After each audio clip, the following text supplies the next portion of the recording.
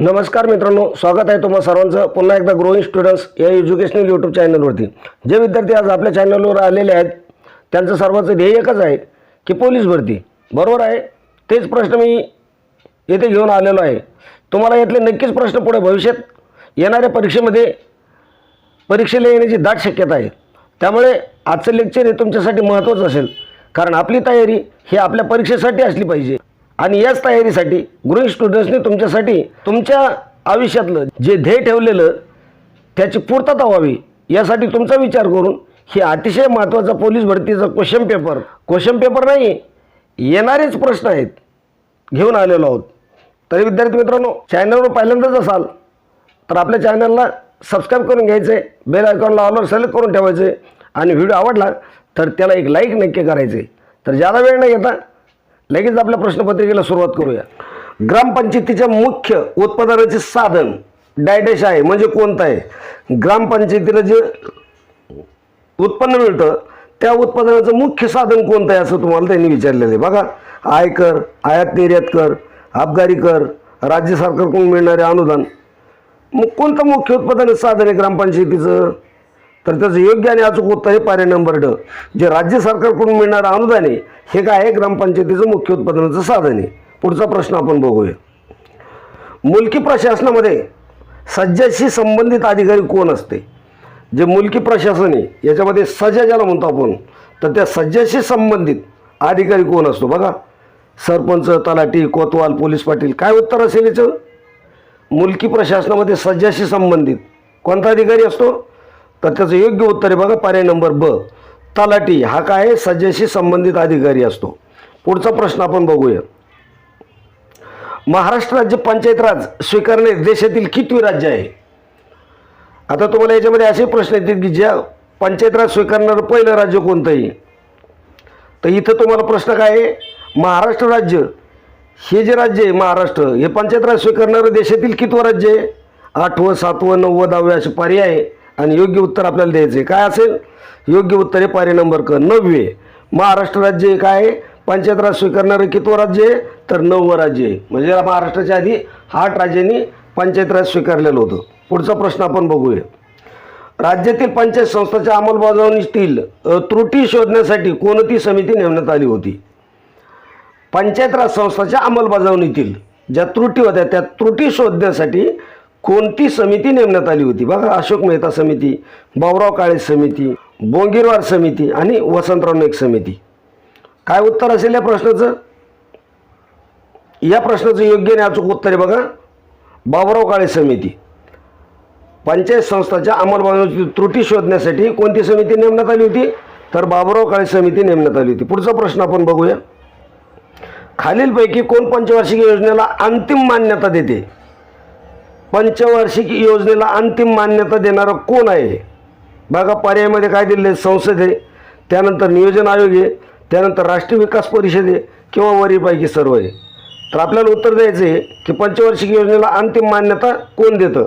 तर त्याचं योग्य उत्तर आहे पर्याय नंबर अ, संसद हे या प्रश्नाचं योग्य आणि अचूक उत्तर आहे। पुढचा प्रश्न आपण बघूया मित्रांनो। बघा, आपल्याकडे पोलीस भरती 2025 या पदासाठी लागणारे महत्त्वपूर्ण 1,500 प्रश्नाचा समूह विथ आन्सर की अशी महत्त्वपूर्ण PDF आहे। या PDF मध्ये तुम्हाला मराठी व्याकरण, रिजनिंग, अंकगणित, इतिहास, भूगोल, चालू घडामोडी, GK वरील प्रश्न हे महत्त्वपूर्ण प्रश्न त्यामध्ये आहेत। ज्यांना कोणाला हे महत्त्वपूर्ण प्रश्नाची PDF पाहिजे असेल तर 8886690102 या मोबाईल क्रमांकावर फक्त 49 रुपये फोनपे किंवा गुगल पे करायचं आहे। व्हॉट्सअपला त्याचा स्क्रीनशॉट पाठवायचा आहे। तुम्हाला लगेच व्हॉट्सअपवर हे महत्त्वपूर्ण प्रश्नाचे PDF पाठवले जातील। याचा फायदा येणाऱ्या भरती परीक्षेमध्ये 100% तुम्हाला नक्कीच होणार आहे। प्रथिने कशापासून बनलेली असतात? प्रथिने कशापासून बनलेली असतात? बघा, पर्याय काय दिलेला आहे? साखर दिलेलं आहे, अमिनो आम्ल दिलेलं आहे, न्यूक्लिक आम्ल दिलेलं आहे आणि फॅटी ॲसिड दिलेले आहे। तर काय विचारलेलं तुम्हाला? प्रथिने कशापासून बनलेली असतात? काय उत्तर असेल? पर्याय नंबर ब, अमिनो आम्ल याच्यापासून काय प्रथिने बनलेली असतात। पुढचा प्रश्न आपण बघूया। आदिजीव ही उपसृष्टी डॅश नावाने ओळखली जाते. आदिजीव ही उपसृष्टी कोणत्या नावाने ओळखली जाते? पर्याय पहा काय? प्रोटाझोआ, मेटाझोआ, सिलेंट्रेटा, फेरीफेरा. काय उत्तर असेल याचं? आदिजीव ही उपसृष्टी कोणत्या नावाने ओळखली जाते? योग्य आणि अचूक उत्तर आहे पर्याय नंबर अ. प्रोटाझोआ या नावाने काय ही उपसृष्टी ओळखली जाते. पुढचा प्रश्न आपण बघूया. थायमस ग्रंथीचा संबंध कशाशी आहे?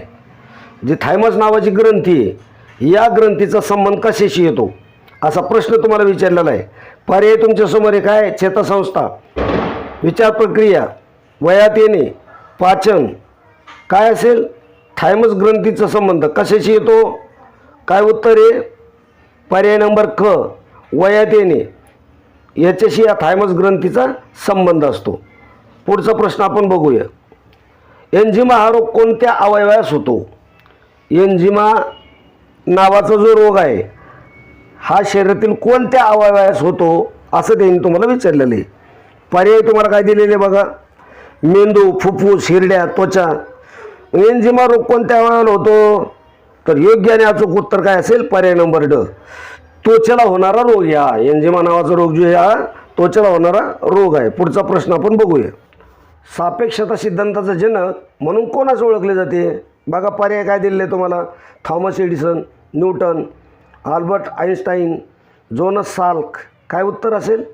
सापेक्षता सिद्धांताचा जनक कोण असेल? पर्याय नंबर क, आल्बर्ट आइन्स्टाईन. याला काय सापेक्षता सिद्धांताचा जनक म्हणून ओळखलं जातं.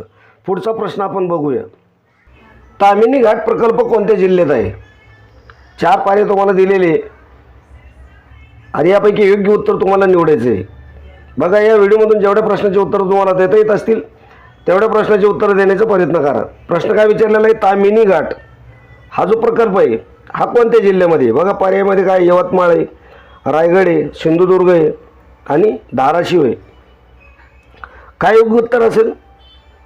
तर याचं योग्य उत्तर आहे बघा रायगड. तामिनी घाट प्रकल्प जो आहे हा कोणत्या जिल्ह्यामध्ये? रायगड जिल्ह्यामध्ये. म्हणून याचं या प्रश्नाचं योग्य उत्तर आहे पर्याय नंबर ब.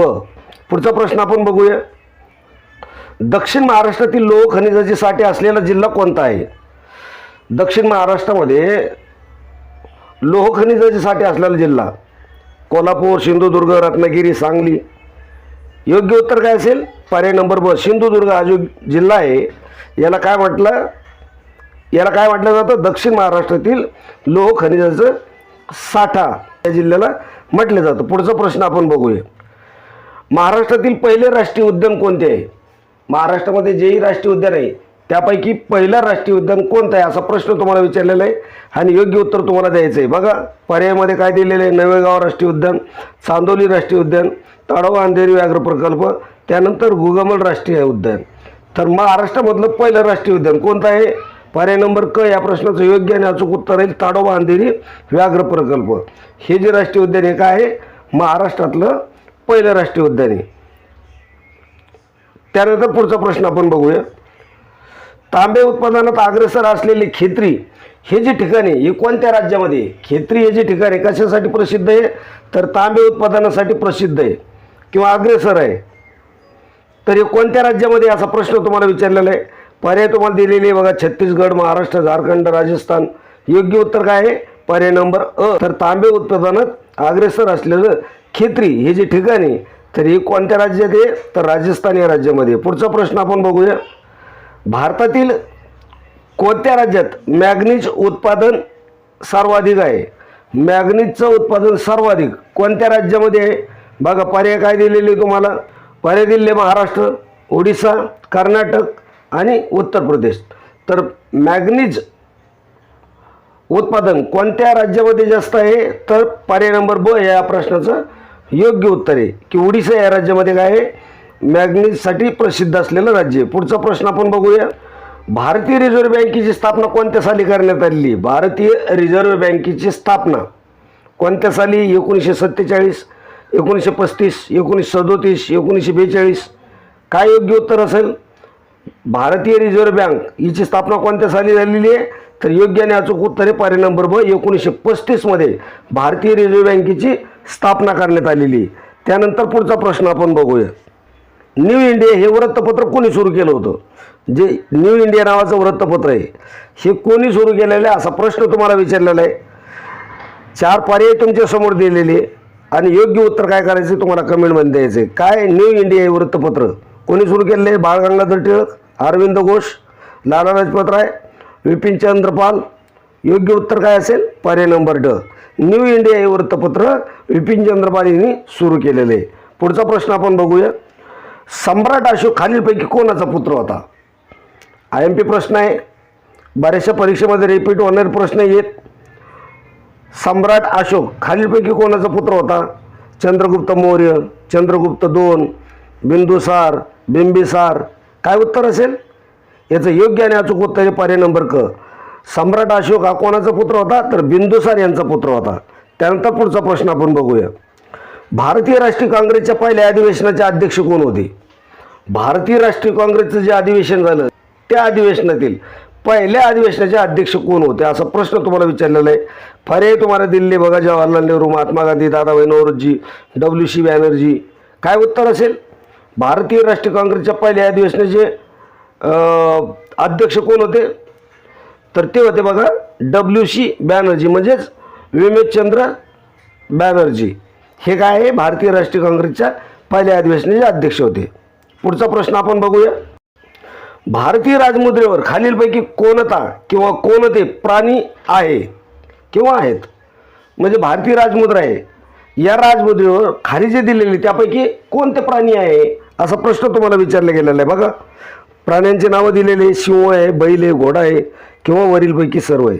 तर जी भारतीय राजमुद्रा आहे तिच्यावर खालीलपैकी कोणते कोणते प्राणी आहे? सिंह, बैल, घोडा हे तिन्ही प्राणी काय आहे? भारतीय राजमुद्रेवर आहे. म्हणून त्याचं योग्य उत्तर आहे पर्याय नंबर ड, वरीलपैकी सर्व. पुढचा प्रश्न आपण बघूया. सोन्याचे नाणे त्याला काय म्हटलं जातं? मोहर म्हटलं जातं. काय? सोन्याचे नाणे म्हणजे मोहर. तसं तांब्याच्या नाण्याला काय म्हटलं जातं? बघा पर्याय काय दिलेले तुम्हाला? टक्का दिलेले, दिनार दिलेले, दाम दिलेले आणि रुपया दिलेले. तर काय क्रम असेल याच्यापैकी? सोन्याचं नाणं म्हणजे मोहर, मग तांब्याचं नाणं म्हणजेच दाम. पर्याय नंबर क हे या प्रश्नाचं योग्य आणि अचूक उत्तर राहील. पुढचा प्रश्न आपण बघूया. सलील या शब्दाचा समानार्थी शब्द खालीलपैकी कोणता आहे? सलील, सलील म्हणजे काय? या शब्दाचा समानार्थी शब्द तुम्हाला ओळखायचा. बघा लीलायुक्त, लीलासहित, थंडी, उदक. सलील या शब्दाचा समानार्थी शब्द. मग सलील म्हणजे काय? सलील म्हणजे पाणी आणि त्या पाण्याचा समानार्थी शब्द काय होतो? उदक. म्हणजेच या प्रश्नाचं योग्य आणि अचूक उत्तर येईल पर्याय नंबर ड. पुढचा प्रश्न आपण बघूया. कान फुटले तुझे का तोंडाले कुलूप लावलं कोण? कान फुटले तुझे का तोंडाले कुलूप लावलं कोण? हे वाक्य कोणत्या बोलीभाषेतील आहे? लक्षात आलं असेल तुमच्या. कोणत्या बोलीभाषेतलं हे वाक्य? कोकणी, अहिराणी, वऱ्हाडी, वारली. काय उत्तर असेल याचं? योग्य आणि अचूक उत्तर आहे बघा पर्याय नंबर क, वऱ्हाडी भाषेतलं वाक्य आहे. काय? कान फुटले तुहे का तोंडाले कुलूप लावलं कोण? पुढचा प्रश्न आपण बघूया. आ हा स्वर कोणत्या वर्ण प्रकारात मोडतो? आ हा जो स्वर आहे हा कोणत्या वर्ण प्रकारात मोडतो असा प्रश्न तुम्हाला विचारलेला आहे. पर्याय तुमच्या समोर दिलेले आहे. कंठ, मूर्धज्ञ, तालव्य, ओष्ठ. काय उत्तर असेल? आ हा जो स्वर आहे कोणत्या वर्ण प्रकारात मोडतो? योग्य आणि अचूक उत्तर आहे पर्याय नंबर कंठ या वर्ण प्रकारात हा मोडणारा स्वर आहे. पुढचा प्रश्न आपण बघूया. पुढचा प्रश्न बघण्या अगोदर विद्यार्थी मित्रांनो मी तुम्हाला एक रिक्वेस्ट करतो, एक विनंती करतो की अजूनपर्यंत तुम्ही जर आपल्या ग्रोइंग स्टुडंट्स या यूट्यूब चॅनलला सबस्क्राईब केलं नसेल तर लगेच सबस्क्राईब करून घ्यायचे. तसेच व्हिडिओ आवडत असेल तर त्याला एक लाईक नक्की करायचं, आपल्या दोस्त मित्रामध्ये व्हिडिओ शेअर करायचा. काही प्रश्न असतील तर कमेंटमध्ये नक्की कळवायचे. बघा रक्तपुष्प ही प्रसिद्ध एकांकिका कोणी लिहिली आहे? रक्तपुष्प ही जी प्रसिद्ध एकांकिका ही कोणी लिहिलेली आहे असा प्रश्न आहे तुम्हाला. पर्याय काय आहे? महेश एलकुंचवार, त्यानंतर विजय तेंडुलकर, रंगनाथ पठारे, भालचंद्र नेमाडे. योग्य उत्तर काय असेल? रक्तपुष्प ही जी एकांकिका आहे ही कोणी लिहिलेली आहे? योग्य आणि अचूक उत्तर आहे पर्याय नंबर महेश एलकुंचवार यांची ही प्रसिद्ध एकांकिका आहे. कोणती? रक्तपुष्प. तर विद्यार्थी मित्रांनो आजच्या व्हिडिओमध्ये आपण याच ठिकाणी थांबणार आहोत. व्हिडिओ आवडला असेल तर त्याला लाईक नक्की करा, कसा वाटला हे कमेंटमध्ये नक्की कळवा. तर भेटूया पुढच्या अशाच महत्त्वाच्या व्हिडिओमध्ये. तोपर्यंत जय हिंद, जय महाराष्ट्र. धन्यवाद मित्रांनो.